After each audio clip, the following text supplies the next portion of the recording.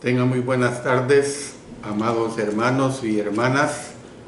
Nuevamente, por el permiso del Señor, está con ustedes el hermano Alexander Castellanos, siempre transmitiendo palabra de Dios.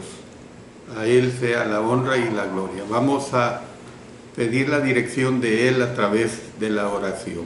Padre Santísimo, te damos agradecimientos porque tú nos permites presentar otra vez más otro mensaje de tu palabra.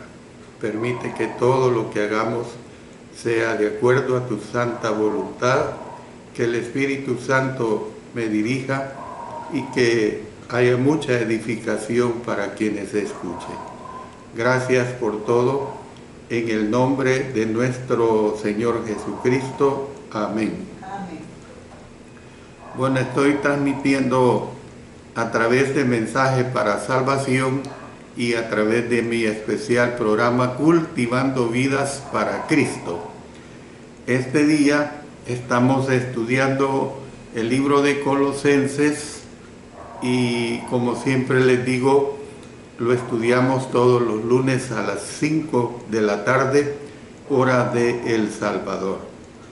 Lo último que hemos analizado fue: os dio vida juntamente con Él, perdonándoos todos los pecados.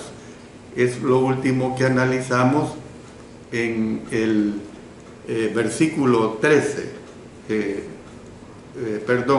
Lo último que analizamos fue: estando muertos en pecados y en la incircuncisión de vuestra carne. Versículo 13 del capítulo 2. Y ahora vamos a seguir con la parte B. Esa parte es: os dio vida juntamente con Él, perdonándoos todos los pecados. Las palabras que se expresan acá, o sea, las palabras que expresa el apóstol Pablo a los colosenses, revela que la validez del bautismo depende de la fe del sujeto. Este debe creer que el poderoso accionar de Dios al resucitar a Jesús puede darle nueva vida y perdonarle sus pecados. Sin fe en lo que Dios hizo al resucitar a Jesús y en lo que Él puede hacer por la persona que está siendo bautizada, el acto físico del bautismo se convertiría nada más en un ritual, sería, mejor dicho, un ritual vano y vacío. Para llegar a tener fe en lo que Dios está haciendo, la persona debe entender que Dios está haciendo lo que Dios está haciendo, mejor dicho, cuando ella es bautizada. Entonces, ¿qué hace Dios en este proceso? El apóstol lo explicó.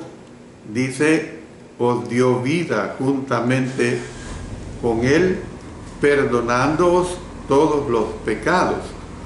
Entonces nosotros podemos ver que Dios circuncida al que está siendo bautizado al quitar las pasiones carnales, al darle vida con Cristo y al perdonarle sus pecados.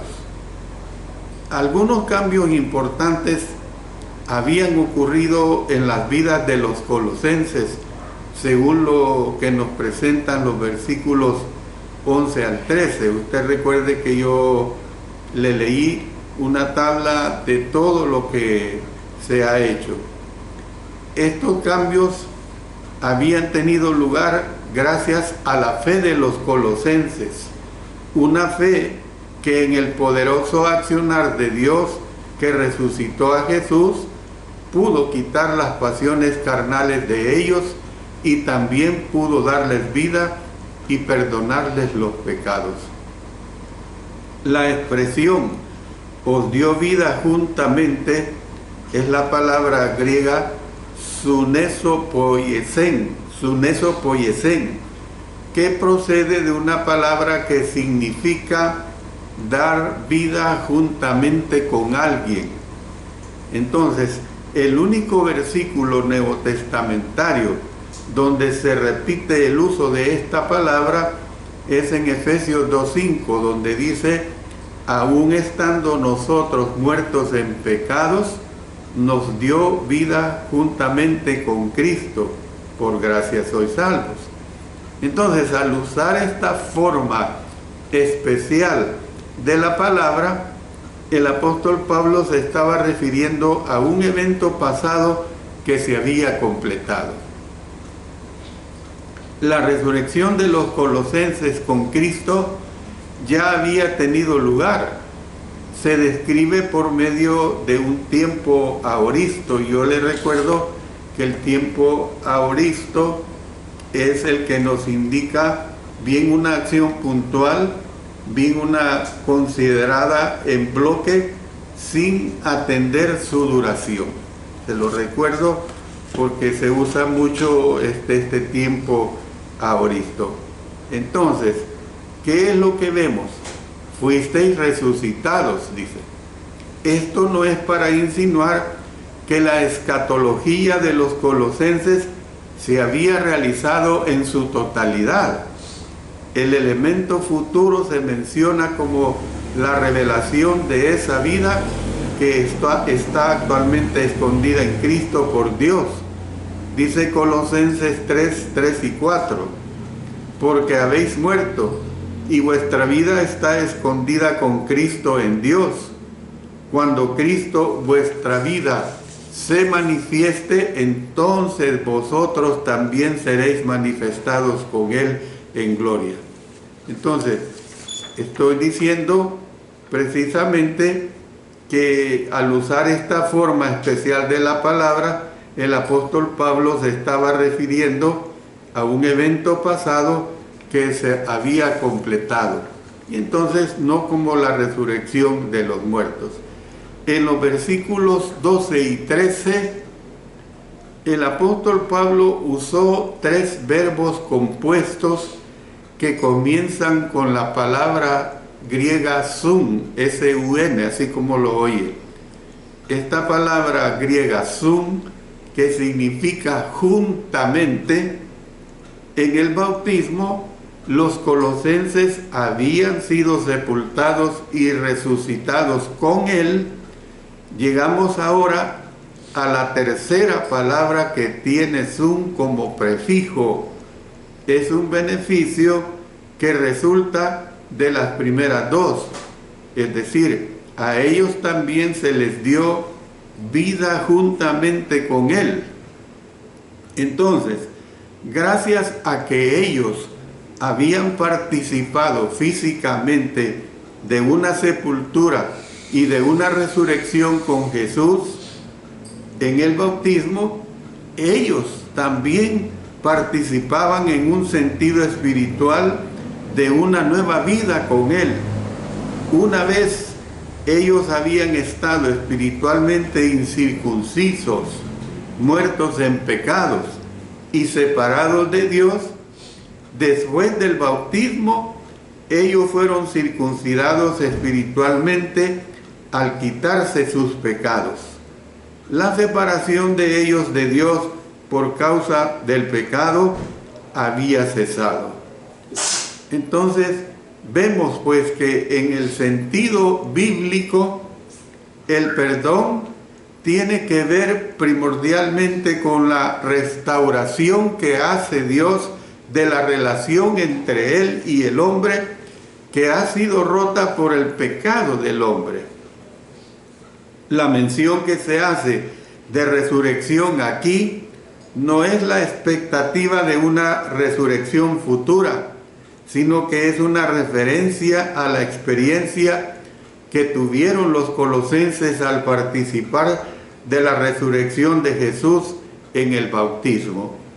Entonces, para recibir vida juntamente con Cristo, fue necesario que ellos fueran sepultados y resucitados con Él. Entonces podían participar en una nueva vida con Él. Nadie Óigase bien, nadie puede entrar en una nueva vida espiritual sin experimentar primero una muerte espiritual al pecado, al participar de la muerte de Jesús. Mire lo que nos dice también el apóstol Pablo en Romanos 6, 3 y 4. ¿O no sabéis que todos los que hemos sido bautizados en Cristo Jesús, hemos sido bautizados en su muerte? Porque somos sepultados juntamente con Él para muerte por el bautismo, a fin de que como Cristo resucitó de los muertos por la gloria del Padre, así también nosotros andemos en vida nueva. Podemos ver pues que para entrar en la nueva vida, el que está siendo bautizado también debe cooperar obedeciendo de corazón, efectuando una reforma interna. Esto es lo que realmente tenemos que entender. Y mire lo que nos dice siempre aquí mismo Romanos. Voy a leer otra vez el versículo 4 y luego nos pasamos al 17 y 18. Porque somos sepultados juntamente con Él para muerte por el bautismo, a fin de que como Cristo resucitó de los muertos por la gloria del Padre, así también nosotros andemos en vida nueva. Pero gracias a Dios, que aunque erais esclavos del pecado, habéis obedecido de corazón a aquella forma de doctrina a la cual fuisteis entregados, y libertados del pecado, vinisteis a ser siervos de la justicia. Cuando uno es resucitado con Cristo en el bautismo, la nueva vida llega a ser una realidad presente. Y usted tenga presente, mi hermano, mi hermana, que esto es lo que ha sucedido en nosotros cuando obedecimos a nuestro Señor. A pesar de que el apóstol Pablo relacionó claramente el bautismo y el perdón de pecados en el contexto del versículo 13, donde dice: y a vosotros, estando muertos en pecados y en la incircuncisión de vuestra carne, os dio vida juntamente con Él, perdonándoos todos los pecados. Entonces vemos que algunos han tratado de separar el uno del otro. Estos esfuerzos no se justifican, pues el bautismo y el perdón de pecados son inseparables. La relación se observa especialmente en Hechos 2:38, donde se dice del bautismo que es para perdón de los pecados. Algunos han argumentado que la palabra eis en Hechos 2:38 significa a causa de. No obstante, muchas gramáticas y léxicos confirman que eis, tanto aquí como en Marcos 1:4, bautizaba Juan en el desierto y predicaba el bautismo de arrepentimiento, noten, para perdón de pecados. Y Lucas 3:3 dice: y él fue por toda la región contigua al Jordán, predicando el bautismo del arrepentimiento para perdón de pecados. Entonces, ¿qué es lo que vemos? Pues que la palabra para significa propósito. La recientemente publicada y altamente respetada revisión del léxico de Walter Bauer que hizo Frederick Wilson describe eis como marcador de objetivos que implican aspectos afectivos, abstractos, deidad, hacia, para que vuestros pecados sean perdonados. ¿Ve? Dice en Mateo 26:28, porque esto es mi sangre del nuevo pacto, que por muchos es derramada, noten, para remisión de los pecados. Ya lo hemos estudiado en Marcos 1:4, Lucas 3:3, Hechos 2:38. Según la definición, la palabra griega eis, en contextos que relacionan el bautismo con el perdón, significa de modo que, dado el propósito o para recibir. Fíjense bien que todas estas definiciones no se contradicen la una con la otra. La conclusión obvia es que las personas han de ser bautizadas de modo que sus pecados puedan ser perdonados. Otros pasajes enseñan que el bautismo es necesario para recibir la salvación.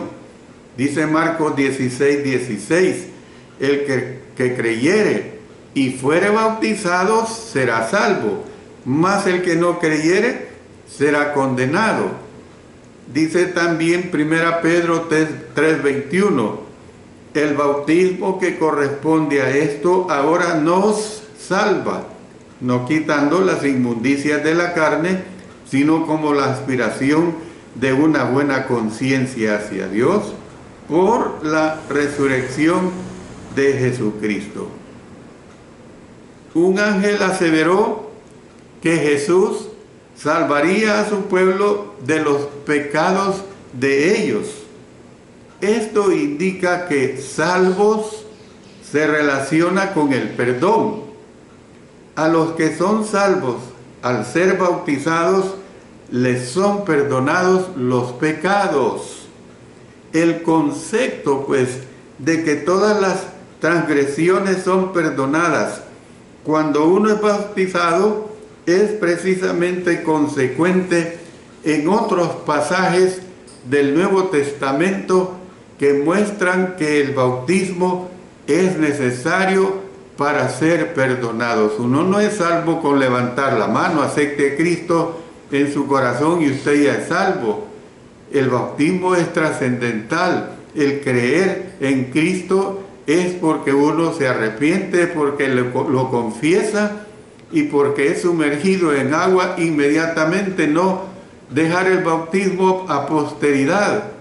Dentro de un mes, 3 meses, 6 meses, cuando haya un grupo de personas numerosas para ir al río o meterlos en el bautisterio del edificio donde se reúnen. El bautismo no es así. Incluso si una persona pasa al frente a confesar a Cristo arrepentida de sus pecados, lo confiesa, tiene que ser bautizado inmediatamente. No se puede posponer su bautismo para 2 o 3 días después, porque usted no sabe qué le puede pasar a esta persona en su vida.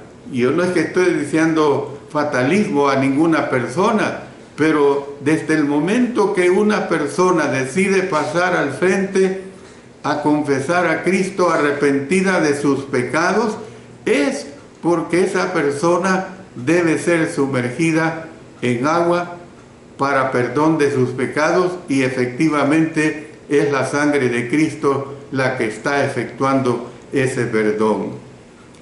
Todos los pasos erróneos dados por los colosenses habían sido perdonados. El perdón de Jesús no fue parcial, sino total. Al cubrir toda mala obra que habían hecho, había sucedido esto. La sangre de Jesús, pues, perdona todos los pecados. Por eso dice en 1 Juan 1:7, pero si andamos en luz, como Él está en luz, tenemos comunión unos con otros, y la sangre de Jesucristo, su Hijo, nos limpia de todo pecado. De también los que obedecen, dice Hebreos 5:9, y habiendo sido perfeccionado, vino a ser autor de eterna salvación para todos los que le obedecen. Esto fue lo que el apóstol Pedro ofreció a los judíos en el día de Pentecostés. Y yo se lo repito porque es muy esencial doctrinalmente hablando. Dice Hechos 2:38, Pedro les dijo: arrepentíos y bautícese cada uno de vosotros en el nombre de Jesucristo para perdón de los pecados, y recibiréis el don del Espíritu Santo. Y lo que se ofreció a Pablo, el perseguidor y asesino de cristianos, cuando él iba en el camino a Damasco, mire lo que dice Hechos 22:16. Ahora pues, ¿por qué te detienes? Levántate y bautízate y lava tus pecados invocando su nombre. El ser perdonado de todos los pecados pasados no significaba que los colosenses habían de confiar en su purificación pasada sin tomar en cuenta que debían vivir una vida justa. Los cristianos han de procurar perdón de cualesquiera pecados cometidos después del bautismo. Por eso es que vemos que al entrar en la nueva vida debe ser como resultado una vida santa para Jesús. Y nosotros podemos ver que los cristianos no deben seguir en pecado tan solo porque pueden ser perdonados por la gracia de Dios. Mire lo que nos dice Romanos 6, versículos 1 hasta el 6. Por supuesto, algunos ya los he mencionado, pero voy a mencionar esta enseñanza en forma completa. ¿Qué pues diremos? ¿Perseveraremos en el pecado para que la gracia abunde? En ninguna manera, porque los que hemos muerto al pecado, ¿cómo viviremos aún en él? ¿O no sabéis que todos los que hemos sido bautizados en Cristo Jesús, hemos sido bautizados en su muerte? Porque somos sepultados juntamente con él para muerte por el bautismo, a fin de que como Cristo resucitó de los muertos por la gloria del Padre, así también nosotros andemos en vida nueva. Porque si fuimos plantados juntamente con él en la semejanza de su muerte, así también lo seremos en la de su resurrección. Sabiendo esto, que nuestro viejo hombre fue crucificado juntamente con él, para que el cuerpo del pecado sea destruido, a fin de que no sirvamos más al pecado. Entonces vemos que los que siguen en pecado están insultando al Espíritu de gracia. La gracia de Dios, pues, que se ofrece a los cristianos, no tiene como propósito fomentar el pecado. Es para los que están tratando de vivir sin pecar. Por eso mire lo que dice 1 Juan 2, 1 y 2. Hijitos míos, estas cosas os escribo para que no pequéis. Y si alguno hubiere pecado, abogado tenemos para con el Padre, a Jesucristo el justo. Y Él es la propiciación por nuestros pecados, y no solamente por los nuestros, sino también por los de todo el mundo. Entonces vemos que del mismo modo, pues, Dios provee la gracia como una red de seguridad para los cristianos que están tratando de vivir vidas sin pecado, pero que a veces pecan. Esto es lo que nosotros tenemos que ver, pues, hasta este momento. Voy a hacer la pausa que siempre hago para dirigirnos a nuestro Señor en oración, porque siempre es muy necesario hacerlo. Oremos. Dios soberano, nuevamente venimos ante ti para darte gracias por ser tus hijos y que viven atentos a nuestras necesidades. Ayúdanos siempre a ser agradecidos.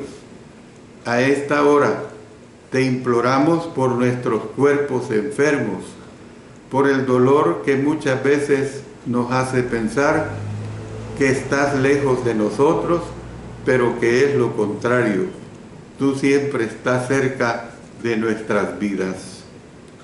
Oramos por el padre de nuestro hermano Jorge Pérez, que ha sido operado de corazón abierto, por la hermana Olga Guardado, que será operada el 14 de marzo, por la hermana Oneida Cabrera, que pide oración por ella y por sus hijos, por el hermano Saúl Caballero, por su familia y una nueva obra que comenzará en Perú, por la obra misionera Melgar Azucena en Valledupar, Colombia, por la hermana Eloísa Reyes por su problema seria que sufrió, y por los hermanos y niños que están padeciendo de cáncer: Héctor Cortés, las niñas Esbeide y Lexi, Miguel Osvaldo Aguilar, Jorge Chalco, Claudia Lara, Dora Mendoza, y también ponemos en tus manos a hermanos que están siendo dializados: Leonor Gutiérrez, Eugenia Ayala, Manuel de Jesús, Azucena Morales, Maribel Calderón, Alfredo Cardosa Valenzuela, Ulises Morán. También oramos por nuestro hermano Jorge Arturo Ardón Lozano, que desde el día de ayer no se ha sentido bien de su salud y que lo ponemos en tus manos. Una oración especial por nuestra hermana Zoila Gutiérrez de Jinotepe, Nicaragua, ya que su madre está en paso de estar agonizando. Dale fortaleza a nuestra hermana Zoila. Y también, Señor, pido por mi salud, porque tú me ayudes a cuidar de mi salud, de mis necesidades materiales juntamente con mi esposa. Gracias, Señor, por ello. Pedimos que siempre tú nos ayudes en todo momento, en toda circunstancia. También estamos orando por la hermana Álvarez, que tiene cáncer. Tú, Señor, sabes esta situación. Oramos en el poderoso nombre de nuestro Señor Jesucristo. Amén. Bueno, sigo con otro punto mayor muy importante. El punto mayor que voy a tratar y que voy a darle nada más inicio y hablaré unos 15 o 17 minutos, trata sobre libertad en Cristo de los decretos de la ley. Este punto es muy interesante. Libertad en Cristo de los decretos de la ley, y que está basado en el versículo 14 de Colosenses 2. Este versículo nos dice lo siguiente: anulando el acta de los decretos que había contra nosotros, que nos era contraria, quitándola de en medio y clavándola en la cruz. Este es el versículo completo. Pero lo que vamos a estudiar como primera parte es anulando el acta de los decretos que había contra nosotros. Y allí nos quedamos. Bueno, para que podamos entender lo que fue anulado, quitándola de en medio. Fíjese bien, voy a dar conceptos y grábelos porque es importante. Debemos pues determinar el significado del acta de los decretos. La palabra cheirografón, se lo repito, cheirografón, significa certificado de deuda. Se define como documento escrito, específicamente un certificado de deuda, de cuenta, de registro de deudas. La palabra decretos proviene de dogma, una aseveración formal relacionada con normas o reglas que han de ser observadas de conjuntos formalizados de ordenanza, de decisión, de mandamiento, de reglas. Fíjense bien lo importante que es retener todas estas definiciones, porque en base a ello vamos a estar estudiando, anulando el acta de los decretos que había contra nosotros. Muchos comentarios y traducciones coinciden en que acta de los decretos se refiere a decretos. Si esto es correcto, entonces acta de los decretos se refiere a decretos u ordenanzas que aparecen en una fórmula escrita a mano. En este caso, es exacta la traducción de una de las versiones, como decir la nueva versión americana, donde se lee certificado de deuda que consiste en decretos. Los comentaristas interpretan esta frase de diferentes maneras. Entre otros puntos de vista, hay 5 interpretaciones que son las más importantes y se las voy a mencionar. Número 1. El apóstol Pablo se estaba refiriendo a un documento que consignaba la deuda de pecados que se mantenía contra los colosenses. Número 2. Su referencia era a un pagaré, una promesa firmada de cumplir las estipulaciones especificadas. Número 3. Se estaba refiriendo a una confesión firmada de deuda que se mantenía como testimonio perpetuo en contra de los colosenses. Número 4.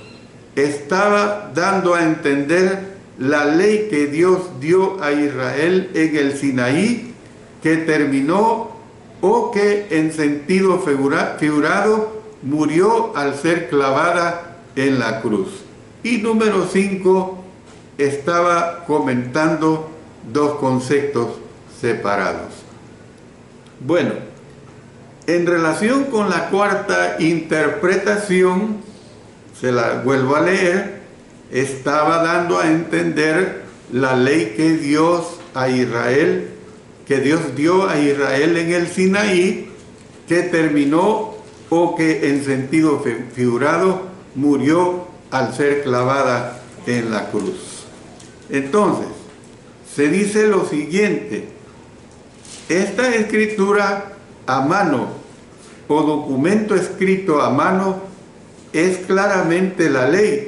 Dice Efesios 2:15, aboliendo en su carne las enemistades, la ley de los mandamientos expresados en ordenanzas, para crear en sí mismo de los dos un solo y nuevo hombre, haciendo la paz.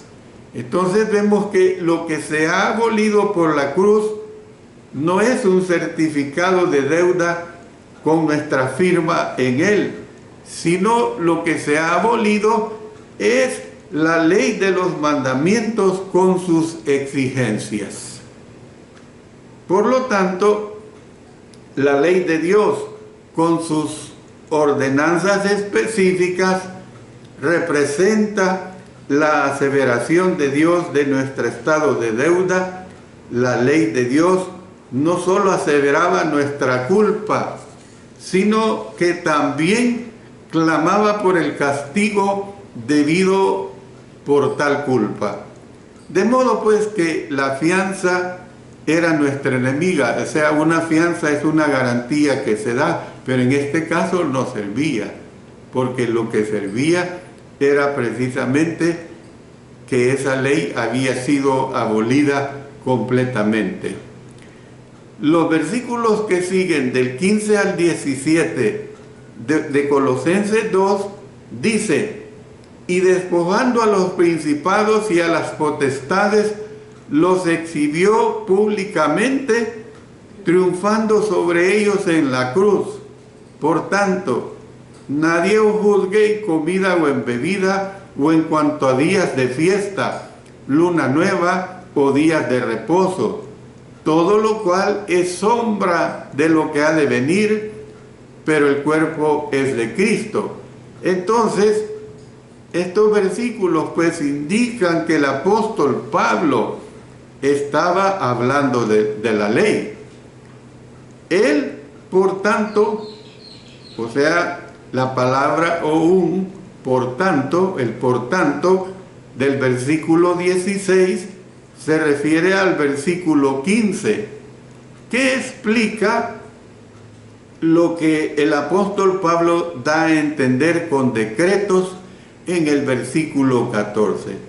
Se trata pues de los decretos que han sido anulados, que han sido clavados en la cruz. Jesús despojó a los principados y a las potestades. Con fundamento en esta verdad, los colosenses no habían de permitir que nadie le juzgara en cuanto a mandamientos que se encontraban en los decretos escritos a mano. De conformidad con el versículo 16, estos incluían normas sobre alimentos, bebidas, fiestas, celebraciones de luna nueva y de días de reposo. La ley que Dios dio por medio de Moisés, no las leyes paganas, exigía la observancia de tales normas. Y voy a proceder a dar una explicación. Por ejemplo, veamos lo que dice en Éxodo 34, 22 al 25.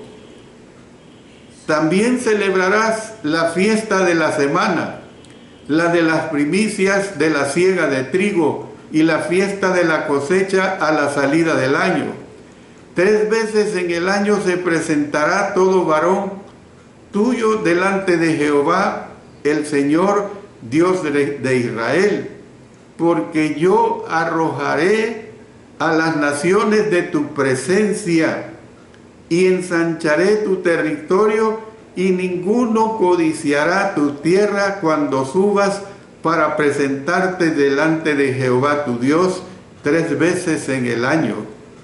No ofrecerás cosa leudada junto con la sangre de mi sacrificio, ni se dejará hasta la mañana nada del sacrificio de la fiesta de la Pascua. Y luego en 2 Crónicas 8:13, para que ofreciesen cada cosa en su día, conforme al mandamiento de Moisés, en los días de reposo, en las nuevas lunas y en las fiestas solemnes 3 veces en el año, esto es, en la fiesta de los panes sin levadura, en la fiesta de las semanas y en la fiesta de los tabernáculos. ¿Qué es lo que estoy diciendo?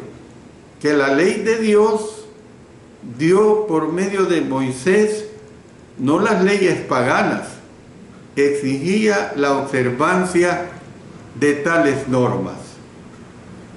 Entonces el versículo 17 se refiere a estas costumbres religiosas como simple sombra de lo que había de venir. Las costumbres paganas no eran sombra de cosas venideras, sino que la ley era la sombra de realidades futuras. Vámonos al Nuevo Testamento y veamos Hebreos 10:1. Porque la ley, teniendo la sombra de los bienes venideros, no la imagen misma de las cosas, nunca puede, por los mismos sacrificios que se ofrecen continuamente cada año, hacer perfectos a los que se acercan. Que precisamente cuando digo que las costumbres paganas no eran sombra de cosas venideras, sino que la ley era la sombra de las realidades futuras que se encuentran en enseñanzas del Nuevo Testamento. Muchos comentaristas creen que el apóstol Pablo se estaba refiriendo a la ley de Moisés. La ley era un documento escrito que Dios mandó a Moisés que se escribiera.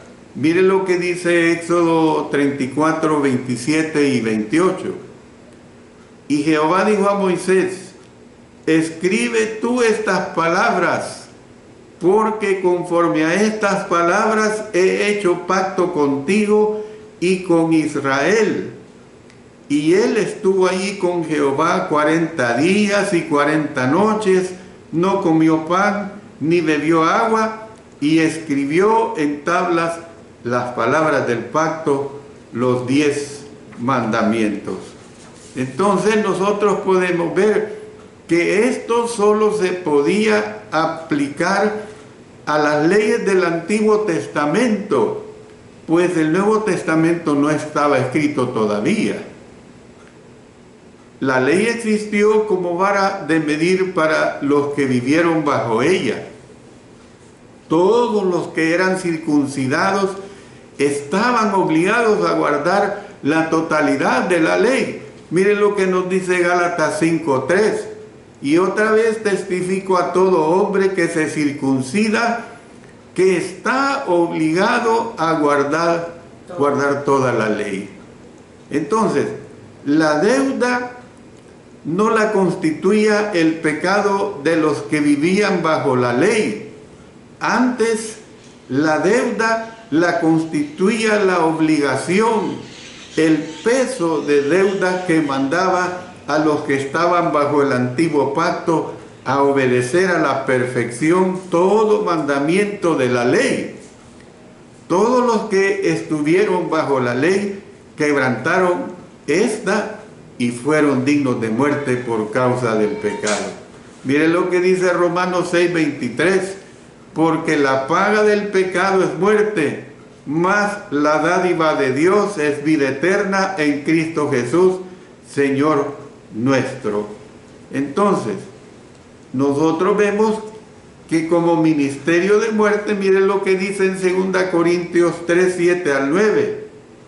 Y si el ministerio de muerte grabado con letras en piedras fue con gloria, tanto que los hijos de Israel no pudieron fijar la vista en el rostro de Moisés a causa de la gloria de su rostro, la cual había de perecer. ¿Cómo no será más bien con gloria el ministerio del Espíritu? Porque si el ministerio de condenación fue con gloria, mucho más abundará en gloria el ministerio de justificación. Aunque podía dar vida, la ley producía condenación por causa de los pecados de todos los que vivían bajo ella. Entonces, con fundamento en las normas de la ley dada por medio de Moisés, todo el mundo estaba encerrado bajo pecado. Por eso dice en Gálatas 3:22, mas la Escritura lo encerró bajo pecado, para que la promesa que es por la fe en Jesucristo fuese dada a los creyentes. Y termino diciendo lo siguiente: la deuda era la obligación impuesta sobre el pueblo de Dios en el sentido de guardar los decretos de la ley. Nuevamente, pues, les invito para el próximo lunes a las 5 de la tarde para seguir en este análisis de este versículo 14. Que Dios bendiga a cada uno de ustedes. Y oremos como oración final. Nuestro Padre Celestial, te damos gracias porque una vez más permites a tu servidor presentar palabra de Dios, presentar tu palabra. Gracias por ello y que ella nos ayude a ser mejores en nuestra vida dedicada a ti. También estamos orando por el hermano Francisco Ávila, que tiene cáncer en los huesos y es diabético. Ayúdale, hermano, a nuestro hermano Francisco Ávila. Padre Santo, todo lo hacemos en el poderoso nombre de nuestro Señor Jesucristo. Amén. Amén.